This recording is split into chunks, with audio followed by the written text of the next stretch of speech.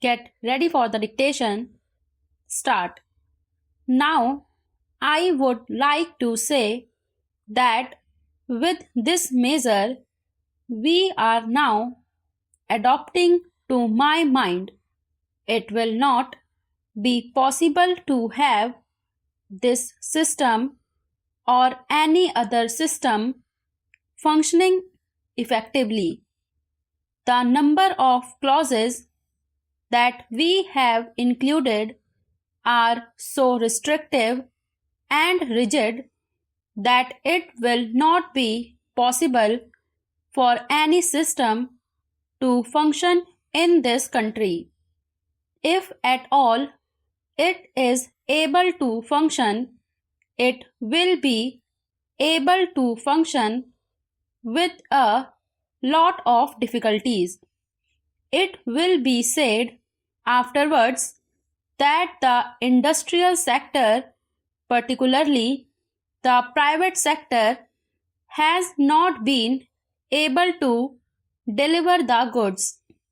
I would like to warn the government that if anything happens in the future in which industrial production or production in the private sector has not gone up, it would be not because of any lack of efforts on the part of the private sector, but because of the measure that we are now adopting.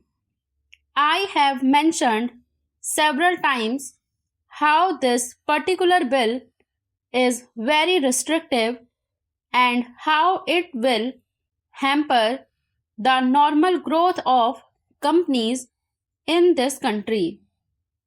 It is a pity that when we are on the threshold of the second 5-year plan, such a measure should be passed in this house. I would now like to make a few observations about the speeches of some of the honorable members here.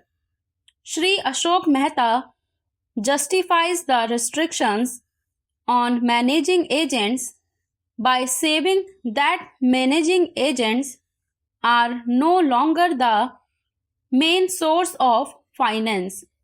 He also argues that profits have been high and will continue to remain high, and therefore he would like to see the managing agents being paid on a sliding scale. He is in the habit of referring to a number of books and making quotations from a number of them published in America or in other countries, and particularly by some of the professors. I would also like to mention to him that even when companies are floated, it requires a certain amount of confidence amongst the investing public, and it is because a particular firm is managing a particular company that this confidence is created in the investing public. Even there, as the Honorable Finance Minister has said, there is a sort of overall tight control. New banks and insurance companies are not floated nowadays. What you have are the few banks which are existing and the few insurance companies that are existing. The other point is that the credit worthiness of the managing agency firm does count to a certain extent in getting credit from the banks and other financial institutions. Yesterday, it was mentioned by my honorable friend that the crux of the problem is the question of payment of remuneration to a particular managing agency system. He said that in this bill, a definite encouragement has been given to the alternative type of management, namely the managing director or the manager, where an individual has been permitted to take 5%, while in the case of the managing agency, it has been permitted to take about 10%. I would like to point out to him that it is not merely the question of remuneration which will decide the alternative type of management.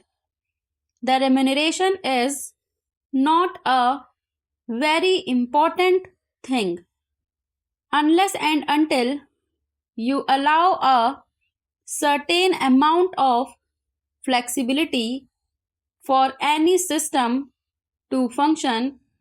It will not be possible to evolve any other system to take the place of the managing agency system.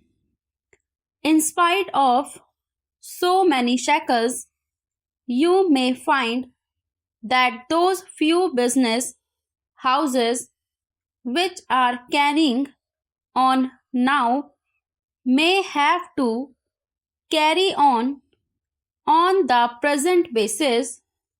You may not find many new people coming in the field. Several times it has been mentioned in this house why the business community has not prescribed for itself a code of conduct. In this connection, I would like to point out that a degree or diploma is essential for the profession, and in case of violation of the code, sanction should be provided by it to prevent a person from practicing the profession.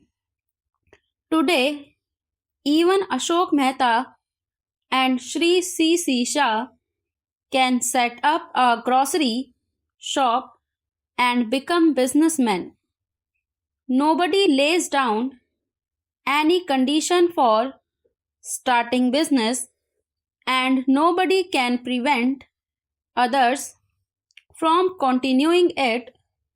But I would like to point out that with regard to the code of conduct, there is a certain amount of ethics and there are certain standards and traditions on which business houses function. If a particular firm has not got proper ways of managing its business, you will find that business house will find it difficult to function, and it would be difficult for it to command the confidence of the business community. It would not be possible for it to function as effectively as a firm which has proper ways of managing its business that is sufficient as a code of conduct. It is not possible to prescribe a certain code of conduct in the manner it has been done for the profession in general.